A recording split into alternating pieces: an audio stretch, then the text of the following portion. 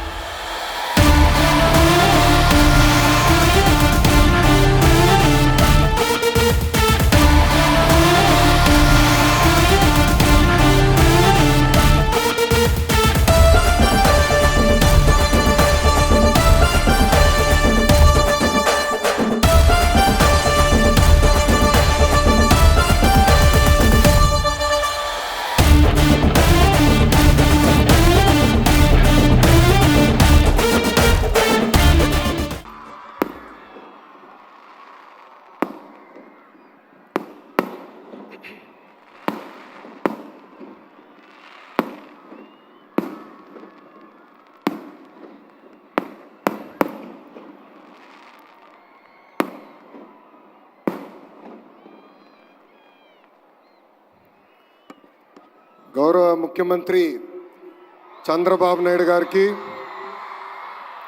NTR memorial trust managing trustee Bhuvaneswari గారికి, ఉప ముఖ్యమంత్రి నాకు అన్న సమానమైన పవనన్నకి,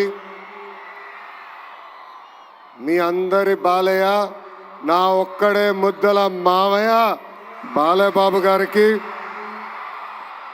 ఈ ఈవెంట్ హీరో నా మిత్రుడు తమన్ గారికి, ప్రజాప్రతినిధులు, ఇక్కడ విచ్చేసిన విద్యార్థులందరికీ పేరు పేరున నా హృదయపూర్వక నమస్కారం.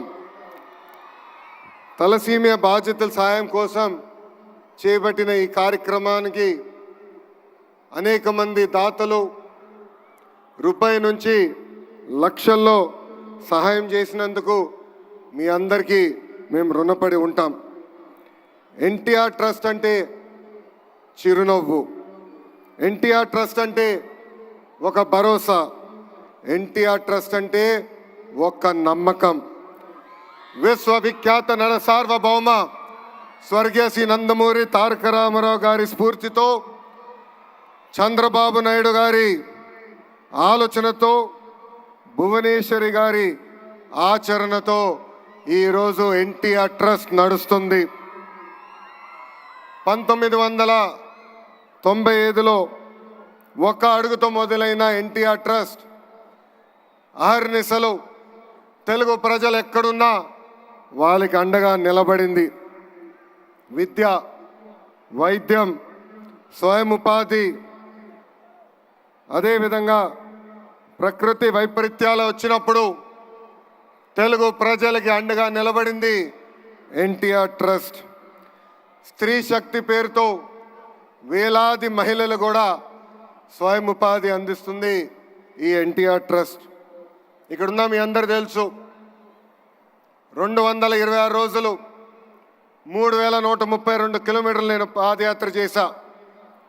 ఆ యువగలం పాదయాత్రలో అడుగడుగున ఎన్టీఆర్ ట్రస్ట్ చేసిన కార్యక్రమాలు కానివ్వండి, లేదంటే ఎన్టీఆర్ ట్రస్ట్ వల్ల బాగుపడిన పిల్లలు నన్ను స్వయంగా కలిశారు.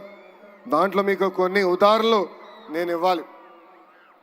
అనంతపూర్ జిల్లాలో శ్రావణి అని ఒక చెల్లి నన్ను కలిసింది. మధ్యాహ్నం లంచ్ కోసం బ్రేక్ అయినప్పుడు ఆమె వచ్చి నన్ను కలిసి ఆమె బాధ నాకు వ్యక్తం చేసింది. చిన్న వయసులో నాకు అవగాహన ఉన్నంత వరకు 2005, 2006లో వాళ్ళ తండ్రి తగరగుంట ప్రభాకర్ గారు పిల్లలందరూ, అంటే ఆయనకి దాదాపు 6 పిల్లలుంటే వాళ్ళందరినీ ఒక సలూన్కి తీసుకెళ్ళి హెయిర్ కట్ అయిన తర్వాత తిరిగి ఇంటికి వెళ్తుంటే ఆనాటి పాలకులు ఈ చిన్నారు ముందల ఆ ప్రభాకర్ని చంపేస్తాం జరిగింది. మా చెల్లమ్మ శ్రావణి ముందల ఆ ప్రభాకర్ని చంపేస్తాం జరిగింది. ఆనాటి ప్రతిపక్ష నేతగా ఉన్న చంద్రబాబు నాయుడు గారు ఆ 6 బిడ్డల్ని నా సొంత అక్క చెల్లెల్లాగా చాకి వాళ్ళందరినీ ఈరోజు ప్రయోజకులుగా మార్చడం జరిగింది. శ్రావణితో పాటు ఆమెకున్న అక్కలు కానీ అన్నలు ఈరోజు బెంగళూరులో కానీ, హైదరాబాద్లో కానీ, చెన్నైలో కానీ ఐటీ రంగంలో అద్భుతంగా ముందరికెళ్తున్నారు. అదేవిధంగా అదే అనంతపూర్ జిల్లాలో మౌనికాని కూడా కలిసా. మౌనిక తండ్రి శ్రీనివాస్ గౌడ్ని కూడా ఫ్యాక్షన్ దాడిలో చంపేస్తే మౌనికాని ఆమె చెల్లి నాగమణిని కూడా చదివించింది గౌరవనీయులు చంద్రబాబు నాయుడు గారు. నాకు ఇప్పుడు కూడా బాగా గుర్తు, ఇంట్లో ఎప్పుడు ఎన్టీఆర్ ట్రస్ట్ గురించి ఆయన మాట్లాడేవారు, స్కూల్ గురించి మాట్లాడేవారు. ప్రత్యేకంగా ఆయన మేనేజింగ్ ట్రస్టీగా ఉన్నప్పుడు స్కూల్కి వెళ్ళి పిల్లలకి కౌన్సిలింగ్ ఇచ్చేవారు. నేను అడిగేవాడిని, నాకు మీరు అంత సమయం ఇవ్వట్లేదు కానీ అక్కడున్న పిల్లలకి అంత సమయం ఎందుకు ఇస్తున్నారని. అప్పుడు ఆయన ఒక మాట చెప్పారు, ఫ్యాక్షన్లో ఎవరన్నా చనిపోతే కుటుంబ సభ్యులందరూ ఒక ప్రతిజ్ఞ తీసుకుంటారు, చంపినోళ్ళని తిరిగి చంపాలని. దానికి నేను ఫుల్ స్టాప్ పెట్టాలనుకున్నాను, అందుకే ఆ పిల్లలకి నేను స్వయంగా కౌన్సిలింగ్ ఇస్తున్నానని చెప్పిన వ్యక్తి చంద్రబాబు నాయుడు గారు. ఇంతేకాదు ఇప్పుడు కూడా నాకు బాగా గుర్తు, 2013లో బ్రహ్మణి గ్రాడ్యుయేషన్కి మేము అందరం వెళ్ళాం. అమెరికాకి వెళ్ళి తిరిగి వచ్చే సమయంలో మేము న్యూస్లో చూసాం, ఉత్తరాఖండ్లో వరదలు బాగా వచ్చినాయి, అక్కడికి వెళ్ళిన ప్రయాణికులందరూ చిక్కుపోయారని. ఇక్కడ చాలామందికి తెలుసు అమెరికా నుంచి వచ్చినప్పుడు జెట్ లాగ్ అనేది ఉంటుందని. పొద్దున 3ంటికి వచ్చాం, నేను హాయిగలి పడుకున్నా. మధ్యాహ్నం లేచి బయటకు వచ్చి అమ్మని అడిగా, నాన్నగారు ఎక్కడున్నారంటే ఇప్పుడే ఢిల్లీకి వెళ్ళారు, ఉత్తరాఖండ్లో ఏం జరుగుతుందో తెలుసుకుందామని బయలుదేరారని. అక్కడ బయలుదేరిన వ్యక్తి ఢిల్లీ నుంచి ఉత్తరాఖండ్కి వెళ్ళి ఏకంగా 510 మంది తెలుగులు అక్కడ చిక్కుకుంటే ప్రత్యేక విమానం వేసి వాళ్ళని హైదరాబాద్కి తీసుకొచ్చారు. అంతేకాదు మాకు చెప్పారు, హైదరాబాద్లో మీరు రిసీవ్ చేసుకోండి, వాళ్ళకి ప్రత్యేక వాహనాలు బస్సులు ఏర్పాటు చేయండి, తిరిగి వాళ్ళ ఇంటికి చేర్చే బాధ్యత మీరు తీసుకోండి అని చెప్పిన వ్యక్తి గౌరవ చంద్రబాబు నాయుడు గారు. ఇవన్నీ మీకు ఎందుకు చెప్తున్నానంటే, ఒక మంచి పని చేయాలంటే మంచి మనసు ఉండాలి, సమాజంలో ఒక మార్పు తీసుకురావాలంటే ఒక సంకల్పం ఉండాలి. అదే సంకల్పంతో అన్న ఎన్టీఆర్ పేరుతో ట్రస్ట్ ఏర్పాటు చేశారు చంద్రబాబు నాయుడు గారు. ఉత్తరాఖండ్ వరదలేమి, హుదూద్ సైక్లోన్ ఏమి, తిట్లి కానీ, మొన్న జరిగిన విజయవాడ ఫ్లడ్లు కానివ్వండి, పెద్ద ఎత్తున ఆదుకుంది ఎన్టీఆర్ ట్రస్ట్.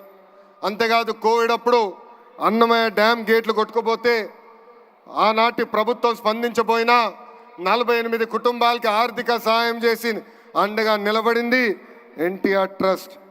ఇంతేకాదు కోవిడ్ వచ్చినప్పుడు మాస్కులు, మందులు, ఆక్సిజన్ కాన్సన్ట్రేటర్లు కూడా అందించింది మన ఎన్టీఆర్ ట్రస్ట్. గత 28 సంవత్సరాలుగా అనేక కార్యక్రమాలు చేసింది ఎన్టీఆర్ ట్రస్ట్. ఒక ట్రస్టీగా నేను కూడా దాదాపు 5 సంవత్సరాలు ఎన్టీఆర్ ట్రస్ట్ కోసం సేవలు అందించాను. ఈ 28 సంవత్సరాల్లో సుమారుగా 8,70,000 పేషెంట్లకి బ్లడ్ అందించింది. ఇంతేకాకుండా 100 పిల్లలు తలసీమతో బాధపడుతుంటే ఆదుకుంది ఎన్టీఆర్ ట్రస్ట్. ఇంకో పక్కన 13,000 హెల్త్ క్యాంపులు ఏర్పాటు చేసి దాదాపు 23 కోట్ల రూపాయలు ఖర్చు పెట్టి ఉచితంగా మందులు కూడా అందించింది ఈ ఎన్టీఆర్ ట్రస్ట్. ఇప్పుడు కూడా ఎన్టీఆర్ సంజీవిని పేరుతో ఆరోగ్య కేంద్రాలు కూడా నడిపిస్తుంది. ఇక్కడున్న చిన్నారులు కూడా ఉన్నారు. 2020 మంది చిన్నారులు ఎవరైతే తల్లిదండ్రులు కోల్పోయారో సొంత బిడ్డలుగా ఆదుకుని వాళ్ళ కష్ట సుఖాలు తెలుసుకొని కేవలం 10వ తరగతి వరకు కాదు, ఇంటర్, హైయర్ ఎడ్యుకేషన్ మొత్తం చదివించి వాళ్ళ జీవితంలో కూడా సెటిల్ చేసింది ఎన్టీఆర్ ట్రస్ట్. ఇంకా మా తల్లి నాయకత్వంలో దాదాపు 7,531 మహిళలకి స్త్రీ శక్తి పేరుతో కూడా స్వయం ఉపాధి అందించింది ఎన్టీఆర్ ట్రస్ట్. నాకు స్పీచ్ చాలా ఉంది కానీ దేవాంశ్ ఇప్పుడే చెప్పాడు 5 నిమిషాల కన్నా ఎక్కువ మాట్లాడొద్దని. ఇక్కడ అందరూ వచ్చారు, మ్యూజికల్ షో చూసేదానికి వచ్చారని చెప్తాం జరిగింది. ఇప్పుడే ముద్దుల మామయ్య బాలమామయ్య చెప్పినట్లు ఒక పక్కన బస్వ తారకం, ఇంకో పక్కన ఎన్టీఆర్ ట్రస్ట్ చాలా అద్భుతంగా తెలుగు ప్రజల కోసం అహర్నిశలు సేవ చేస్తున్నారు. ఇంత అద్భుతమైన అవకాశం, ఇంత చక్కటైన అవకాశం ఆంధ్ర రాష్ట్ర ప్రజలు మా కుటుంబానికి ఇచ్చినందుకు జీవితాంతం మేము రుణపడి ఉంటాం. ఇంతేకాదు రాబోయే రోజుల్లో ఎన్టీఆర్ ట్రస్ట్ మా తల్లి భువనేశ్వరి నాయకత్వంలో పెద్ద ఎత్తున బ్లడ్ బ్యాంకులు కూడా ఏర్పాటు చేస్తాం. నేను అహర్నిశలు వాళ్ళు చెప్తున్నా, బ్లడ్ రీసెర్చ్ ఇన్స్టిట్యూట్ కూడా ఏర్పాటు చేస్తాం. బ్లడ్లో అగ్రస్థానం రీసెర్చ్ చేసే బాధ్యత ఎన్టీఆర్ ట్రస్ట్ తీసుకుంటుందని సభాముఖంగా తెలుగు ప్రజలందరూ తెలుపుకుంటూ మీ అందరి దగ్గర నుంచి సెలవు తీసుకుంటున్నా. జోహార్ అన్న ఎన్టీఆర్, జోహార్ అన్న ఎన్టీఆర్. జై హింద్, జై హింద్. అందరికీ నమస్కారం.